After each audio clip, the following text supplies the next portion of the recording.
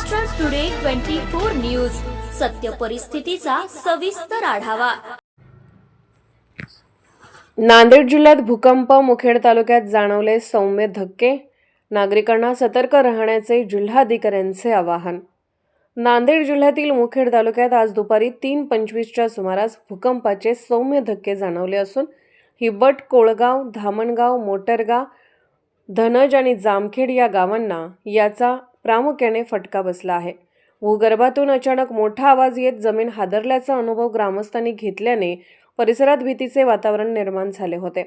या घटनेची तातडीने दखल घेत प्रशासनाने परिस्थितीचा आढावा घेतला असून कोणतीही हानी टाळण्यासाठी जिल्हाधिकाऱ्यांनी नागरिकांना सतर्क राहण्याचे आणि सुरक्षिततेची काळजी घेण्याचे आवाहन केले आहे।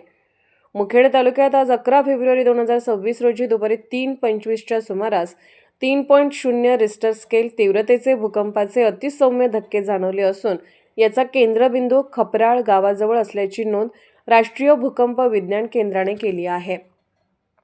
हिब्बट, कोळगाव, धामणगाव, मोटरगाव, धनज आणि जामखेड या भागातील ग्रामस्थांनी भूगर्भातून आवाज येत जमीन हादरल्याची माहिती प्रशासनाला दिली होती।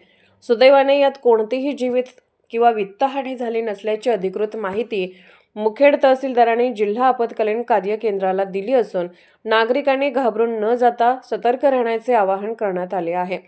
भूकंपाच्या धक्क्यानंतर जिल्हाधिकारी राहुल कर्डिले यांनी नागरिकांना घाबरून न जाता संपर्कात राहण्याचे आवाहन केले असून सुरक्षेच्या दृष्टीने काही महत्त्वाच्या सूचना जारी केल्या आहेत। ज्यांच्या घरांना पत्र्याचे छत आहे त्यांनी सुरक्षेसाठी पत्र्यावरील दगड तातडीने काढून ते बोल्टने घट्ट बसवून घ्यावेत आणि पुन्हा भूगर्भातून आवाज किंवा धक्का जाणवल्यास तात्काळ घराबाहेर मोकळ्या जागेत जमा व्हावे असे प्रशासनाकडून सांगण्यात आले आहे। नागरिकांनी कोणत्याही अफवांवर विश्वास ठेवू नये आणि माहिती देण्यासाठी किंवा मदतीसाठी जिल्हा प्रशासनाच्या 024 62 23 50 77 या क्रमांकावर संपर्क साधावा असे आवाहनही यावेळी करण्यात आले आहे।